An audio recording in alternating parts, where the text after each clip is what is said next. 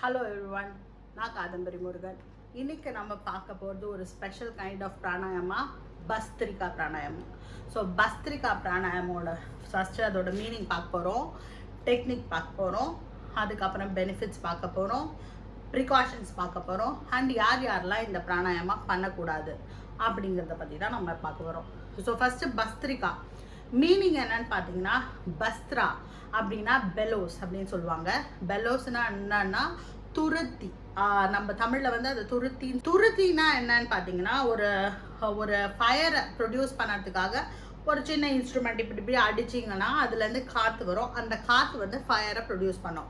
So இதுதான் வந்து bellows, that is நம்ம பஸ்திரிகா அப்படிங்கிறதோட மீனிங். ஸோ இதுக்கு ஏன் இந்த பேர் வச்சாங்கன்னா நம்ம டெக்னிக்கை பார்த்தா தெரிஞ்சிடும். இந்த பிராணாயாமா எப்படி பண்ணணும் அப்படின்னு பார்த்தீங்கன்னா, ரொம்ப சிம்பிளான பிராணாயாமா தான். நீங்கள் வந்து சுக பிராணாயாமா வீடியோ வந்து நான் போட்டிருக்கேன், அதை பார்த்தீங்கன்னாவே உங்களுக்கு தெரியும். ஸோ நம்ம வந்து abdominal breathing, that is yogic breathing சொல்லுவோம். ஃபுல்லாக செஸ்ட்டில் காற்று இருக்கணும், வயிற்றில் காற்று இருக்கணும். ஸோ வயிறு நல்லா வெளியில் வரணும் நம்ம வந்து மூச்சு இழுக்கும் போது. அண்ட் மூச்சு விடும்போது நல்லா வந்து வயிறு உள்ளே போகணும்.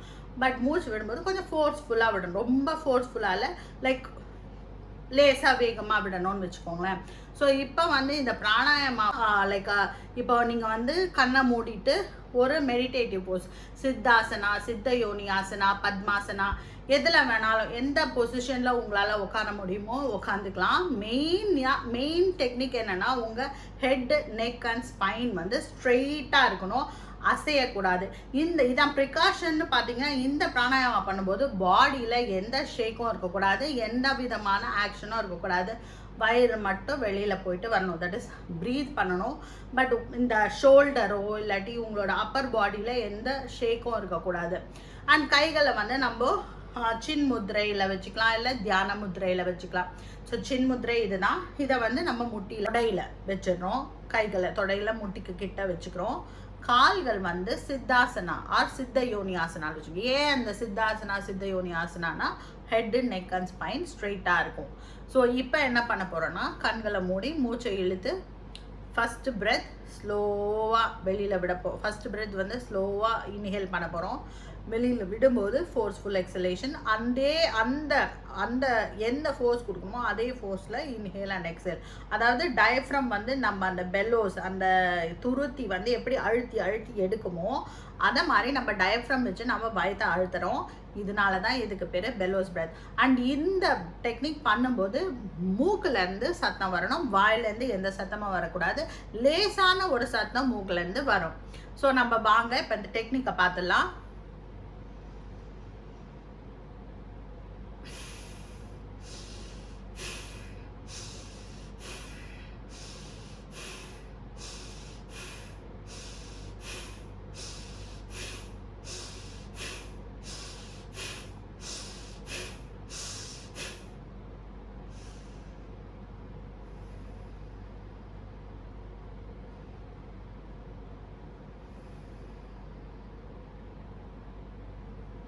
ஸோ இதுதான் ஒரு cycle of inhale and exhale. நீங்கள் நல்லா பார்த்துருப்பீங்க, நான் பண்ணும்போது ஒரு சின்ன சவுண்டு, ஸோ ஹம் அப்படின்ற அந்த மாதிரி ஒரு சத்தம் வந்திருக்கும்.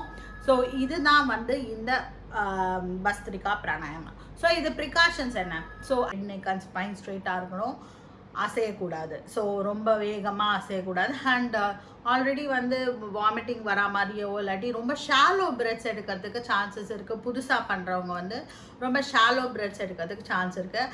ஆக்சுவலாக full abdominal breathing, that is நல்லா வயிறு ஃபுல்லாக வெளியில் வரணும், அதே மாதிரி வயிறு உள்ளே போகணும். ஸோ அந்த காஷன்ஸ் இருக்கணும். அதனால் ஒரு கைடன்ஸோடு பண்ணுறது இது நல்லது. தானாக பண்ணாமல் யாராவது ஒருத்தர் கைடன்ஸோட பண்ணுறது தான் பஸ்திரிகா பிராணாயாமா பண்ணுறதுக்கு ரொம்ப நல்லது. அண்ட் இப்போ பெனிஃபிட்ஸ் பார்க்கலாம். பெனிஃபிட்ஸ் என்னன்னு பார்த்தீங்கன்னா, ஃபஸ்ட்டு பெனிஃபிட், ஆயுர்வேதிக் பெனிஃபிட் என்னன்னு பார்த்தீங்கன்னா, திரிதோஷாஸ். நம்ம வந்து ஏற்கனவே திரிதோஷா வீடியோவும் போட்டிருக்கேன் நான். திரிதோஷனா என்னென்னா, வாதம் பித்தம் கபம் இந்த மூணும் பேலன்ஸ் பண்ணுறதுக்கு இது யூஸ்ஃபுல்லாக இருக்கும். எஸ்பெஷலி கபமை இது ரெடியூஸ் பண்ணோம். ஏன்னா இதில் வந்து ஹீட் ஜென்ரேட் ஆகுது. நம்மளோட பாடியில் இருக்கிற ஹீட்டை வந்து இது கொஞ்சம் ஜென்ரேட் பண்ணி விடுறதுனால மெட்டபாலிசம் ஸ்ட்ராங்காக ஆகும். இது வந்து தேர்ட் பெனிஃபிட். மெட்டபாலிசம் பயங்கர strong, that is metabolism increase பண்ணிவிடும். அண்ட் ஹீட் ஆக்சுவலாக நான் சொன்ன மாதிரி ஹீட் ரொம்ப ஜென்ரேட் ஆகுறதுனால மெட்டபாலிசம் ஆட்டோமேட்டிக்காக இன்க்ரீஸ் ஆகிறதுக்கு இன்க்ரீஸ் ஆகும் இந்த பிராணாயாமம் பண்ணுறதுனால. நெக்ஸ்ட்டு என்னன்னு பார்த்தீங்கன்னா உங்களோட சர்க்குலேஷன், பிளட் சர்க்குலேஷனை இது வந்து இன்க்ரீஸ் பண்ணிவிடும். கேஸ் எக்ஸ்சேஞ்ச் ஆஃப் கேஸ் வந்து பிளட் ஸ்ட்ரீமில் எக்ஸ்சேஞ்ச் ஆஃப் கேஸை வந்து இது ஆக்சிஜனும் இதில் வந்து சேச்சுரேஷன் ஜாஸ்தியாகும், கார்பன் டை ஆக்சைடு வெளியில் போகிறதும் இதில் ஜாஸ்தி ஆகிறதுனால எக்ஸ்சேஞ்ச் ஆஃப் கேஸ் வந்து நல்லா இருக்கும். பாடியில் இருக்கிற செல்லுலார் லெவலில் இருக்கிற எக்ஸ்சேஞ்ச் ஆஃப் கேஸ் வந்து it help to exchange gas. Then respiratory சிஸ்டமை க்ளீனாக வச்சுக்கும்.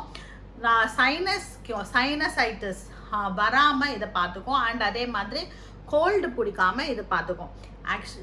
இதெல்லாத்துக்கும் ரீசன் ஒன்று தான். ஏன்னா இந்த பிராணாயாமம் பண்ணும்போது நம்மளுக்கு பாடியில் ஹீட் ஜென்ரேட் ஆகுது. அண்ட் அதனால் நம்மளுக்கு இந்த கபம் சம்மந்தப்பட்ட எந்த டிசீஸும் வராமல் இதை பார்த்துக்கும். நெக்ஸ்ட்டு வந்து இது வந்து நர்வஸ் சிஸ்டமை ஸ்ட்ரென்தன் பண்ணோம்.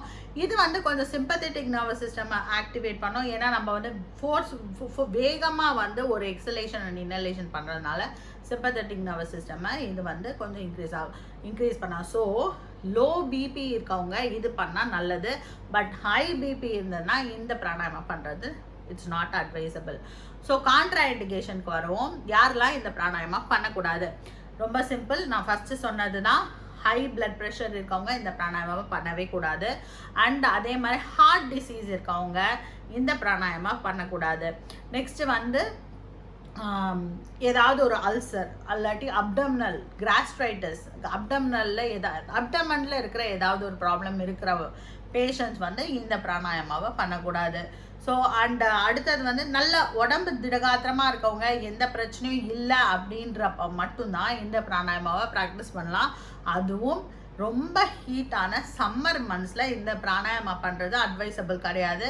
வின்டரில் பண்ணோம், ஏன்னா இது ஹீட்டை ஜென்ரேட் பண்ணும். இது வந்து ஆஸ் ஐ செட் வந்து 3 times தான் ஒரு நாளைக்கு பண்ணலாம். நல்லா ப்ராக்டிஸ் இருக்கவங்க 5 times பண்ணலாம். 5 times வந்து 10 breaths பண்ணலாம்.